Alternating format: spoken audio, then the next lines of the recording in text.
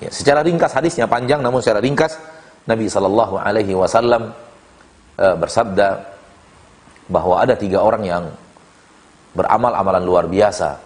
Yang pertama orang yang menuntut ilmu, mengamalkan ilmu siang dan malam, namun ria di dalam menuntut ilmu, ria di dalam mengamalkan ilmu.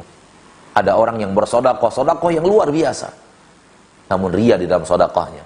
Ada yang ketiga, ada orang yang berjihad di jalan Allah, dan jihad adalah semulia-mulia ibadah yang kalau dia ikhlas, maka antara dia dan surga adalah kematian. Namun karena dia ria, maka ria ini membuat mereka bertiga adalah orang yang pertama kali dimasukkan oleh Allah dalam neraka jahanam. Ketika Allah bertanya kepada orang yang menimba ilmu siang dan malam dan mengajarkannya siang dan malam kepada manusia, Allah mengatakan, apa yang kamu lakukan? Dia mengatakan, aku lakukan semua itu mengharapkan ridhamu. Allah katakan kepadanya, kadzabta, kamu dusta, kamu bohong. Innama fa'alta dzalika liyuqal 'alim. Kamu lakukan semua itu, bertahun-tahun kamu menuntut ilmu, bertahun-tahun mengajarkan ilmu, hanya untuk di namamu engkau dipuji oleh manusia dengan sebutan orang alim. Engkau ingin dipuji manusia. Allah tahu isi hati manusia. Tak bisa berdusta kepada Allah tabaraka wa ta'ala. Maka Allah katakan, kadzabta, kamu dusta. Kamu ingin dikatakan orang alim. Kamu hanya ingin mendapatkan pujian manusia bahwa engkaulah orang alim, orang yang paling ahli di permukaan bumi, orang yang paling ahli di negerimu. Waqad qil, apa yang kau inginkan sudah engkau dapatkan. Artinya manusia sudah memujinya sebagai seorang alim. Selesai sudah. Di sisi Allah tidak ada apa-apa. Lalu disuruh malaikat untuk mencampakkan ke neraka, lalu diseret dengan wajah menyentuh tanah dan dicampakkan dalam neraka jahanam. Demikian juga dengan orang ahli sedekah. Allah katakan, apa yang kau lakukan? Dia mengatakan, tak ada jalan yang ingin aku menginfakkan hartaku di sana kecuali aku telah lakukan semuanya mengharapkan ridhamu. Allah mengatakan, kadzabta, kamu dusta. Innama fa'alta liyuqal jawad. Kamu lakukan itu karena kamu ingin orang menyebut dirimu sebagai orang yang dermawan, seorang yang ahli sedekah, orang kaya yang baik hati, orang kaya yang ringan tangan, orang kaya yang pamrih, yang berbuat dengan luar biasa. Itu yang kau inginkan. Maka waqad qil, yang kamu inginkan sudah engkau dapatkan. Manusia telah memujimu di dunia, di sisi Allah tidak ada apa-apa. Diperintahkan malaikat untuk mencampakkannya ke neraka, dan dia pun dicampakkan oleh malaikat ke neraka Allah tabaraka wa ta'ala. Yang terakhir, Allah ketika bertanya kepadanya, dia katakan, aku membela agamamu, berjihad di jalan di medan jihad untuk mengharapkan ridhamu. Allah katakan, kadzabta, kamu dusta. Innama fa'alta liyuqal jari. Kamu lakukan semua itu agar orang-orang mengatakan dirimu pemberani, orang yang tidak kenal rasa takut. Itu yang kau inginkan. Waqad qil, dan apa yang kau inginkan sudah didapatkan. Engkau sudah mendapatkannya. Manusia telah mengatakan itu tentang dirimu. Artinya tidak ada apa-apa di sisi Allah.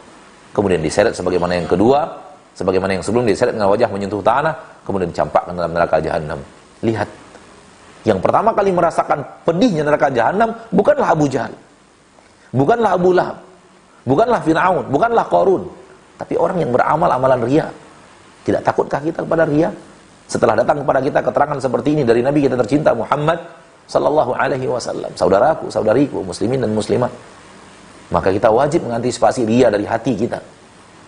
Kalau kita ingin selamat di sisi Allah subhanahu wa ta'ala. Dan mengantisipasi riya, menjauhkan riya dari hati bukan pekerjaan mudah. Saking tidak mudahnya Nabi mengkhawatirkannya kepada para sahabat. Saking tidak mudahnya Nabi mengkhawatirkannya kepada para sahabat. Ini menunjukkan bahwa itu tidak mudah. Membasmi riya dari hati tidak mudah. Sangat tidak mudah. Sangat tidak mudah. Kalau bukan Allah yang menolong kita, kalau bukan Allah yang membantu kita, takkan ada manusia yang bisa selamat daripada riya. Akan tapi Allah melihat kejujuran manusia.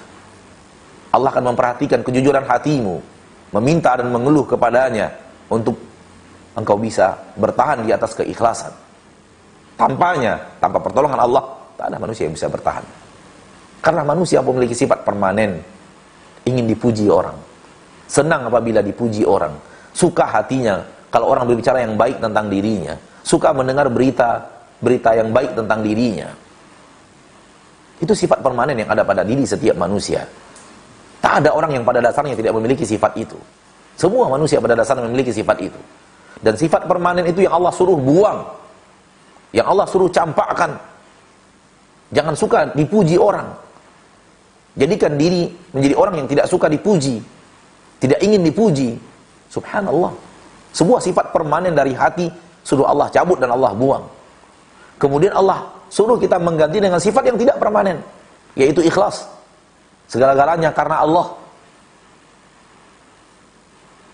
Membuang dan mencampakkan sifat permanen yang ada di dalam diri kita, kemudian berusaha menggantikan dengan sifat yang tidak permanen, ya laha min su'ubah. Alangkah rumitnya. Alangkah rumitnya. Oleh karena itu, kenapa para ulama dahulu kala teriak mengatakan sulitnya menjadi orang yang selalu ikhlas, sulitnya melawan riya. Sulaiman bin Daud mengatakan, salah seorang ulama salah mengatakan bahwa bentuk bahwa rumitnya untuk melawan riya, untuk ikhlas, kata beliau, terkadang kita hadir ke sebuah majelis ilmu, menyampaikan hadis Nabi, satu hadis Nabi SAW di sebuah majelis ilmu, ya, kita sudah ikhlas. Namun di tengah perjalanan riya datang. Lalu kita lawan riya itu, sampai kita berhasil mengalahkannya.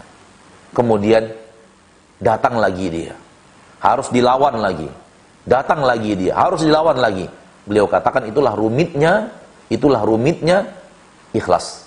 Itulah rumitnya melawan riya. Satu amal saja berkali-kali perjuangan melawan riya. Dan setiap kali dibunuh satu riya, datang riya dalam bentuk yang lainnya. Datang riya dalam warna yang lainnya. Datang riya dari pintu yang lainnya. Begitu kata para ulama. Dan kalimat yang paling masyhur adalah kalimat Imam Sufyan Ats-Tsauri. Dan beliau adalah ahli hadis. Beliau adalah ulama besar. Dan beliau adalah salah satu murid terhebat dari para sahabat ridwanullahi alaihim ajma'in. Dan beliau adalah Amirul Mukminin fil hadis. Saking hebatnya dalam ilmu hadis, saking menguasai ilmu hadis, beliau dinyatakan sebagai Amirul Mukminin, pemimpin umat Islam dalam ilmu hadis di zamannya. Namun dengarkan apa yang beliau katakan tentang sulitnya menjaga hati untuk tetap ikhlas. Kata beliau, rahimahullah rahmatan wasi'ah, ma'alajtu syai'an asyadda alayya min niyati. Aku tidak pernah membenahi sesuatu yang lebih berat daripada hati, daripada niat yang ada di dalam hati. Fa innaha tataqallabu alai, karena sesungguhnya itu selalu berubah-ubah dari hatiku. Sekarang ikhlas, belum tentu besok bisa ikhlas. Pagi ini bisa ikhlas, belum tentu sore bisa ikhlas. Di awal kajian bisa ikhlas, belum tentu di pertengahannya bisa ikhlas. Kata beliau, ma'alajtu syai'an asyadda alayya min niyati. Aku tidak pernah membenahi sesuatu yang lebih berat daripada membenahi niatku. Fa innaha tataqallabu alai. Sesungguhnya niatku berubah-ubah. Dan Imam Ahmad dan kita tidak ada seorang muslim yang tidak mengenal nama Imam Ahmad. Dan beliau mengatakan begini, suatu hal yang pantas untuk dijadikan renungan mendalam bagi setiap kita yang ilmu kita tak sehebat ilmunya Imam Ahmad. Perjuangan kita untuk menegakkan agama Allah tak sehebat perjuangan Imam Ahmad. Dan kemuliaan kita tak sehebat kemuliaan Imam Ahmad. Namun dengarkan apa yang beliau katakan. Beliau mengatakan, rasanya tidak ada satu amalan pun yang kulakukan ikhlas karena Allah. Rasanya tak ada satu amalan pun yang kulakukan ikhlas karena Allah. Orang yang berusaha ikhlas, seikhlas mungkin, dia selalu merasa dirinya belum pas dengan keikhlasannya, belum cocok dengan keikhlasan yang dia inginkan, dan dia masih berasa ada sesuatu yang mengganjal sehingga keikhlasan itu tidak terwujud dengan sempurna. Itulah orang-orang yang ciri orang-orang yang ikhlas. Adapun orang yang mengatakan saya selalu ikhlas, maka mereka tidak tahu apa itu ikhlas. Kalau sekali berimam Ahmad mengatakan rasanya tidak ada amalan yang kukerjakan ikhlas karena Allah, lalu siapa anda yang mengatakan saya selalu ikhlas dalam amalan saya? Ini adalah nasihat bagi kita, inilah cambuk bagi kita yang merasa amalan kita telah ikhlas. Lalu kita bicarakan kepada manusia, saya ikhlas kok melakukannya, saya ikhlas kok melakukannya. Kalau anda ikhlas melakukannya, anda tidak ucapkan kata-kata itu. Anda ingin merahasiakannya dari manusia. Ikhwani wa akhwati fid din, rahimani wa rahimakumullah. Terakhir kita katakan bahwa Imam Ibnu Qayyim Al-Jauziyah di dalam salah satu nasihat beliau mengatakan bahwa orang yang telah membiasakan dirinya untuk ikhlas, hal yang paling berat dari yang akan dia lakukan adalah manakala keikhlasan itu tercabut dari hatinya. Itu hal yang paling dia takutkan, yang paling berat untuk dia alami. Namun orang yang tidak biasa ikhlas, maka itu hal yang paling gampang baginya dan paling mudah baginya untuk hilang dari jiwanya. Semoga Allah Tabaraka wa Ta'ala menjauhkan kita daripada syirik, ya, syirik besar dan syirik kecil. Dan semoga Allah Tabaraka wa Ta'ala menjaga kita dan selalu menjaga hati kita dan selalu menanamkan dan mengokohkan keikhlasan dalam hati itu. Dan sekali lagi bahwa ini adalah pekerjaan berat, ya. Menanamkan keikhlasan di dalam hati adalah pekerjaan berat, bukan pekerjaan ringan. Oleh karena itu dikhawatirkan oleh Nabi SAW kepada para sahabat. Dan kalau Nabi saja mengkhawatirkan kepada para sahabat, itu artinya kepada kita akan lebih lagi kekhawatiran Nabi SAW. Kalau Nabi mengkhawatirkan untuk kita dan kita tidak khawatir terhadap diri kita sendiri, alangkah tidak mengertinya kita hidup, alangkah tidak mengertinya kita beragama, alangkah tidak mengertinya kita berfaham.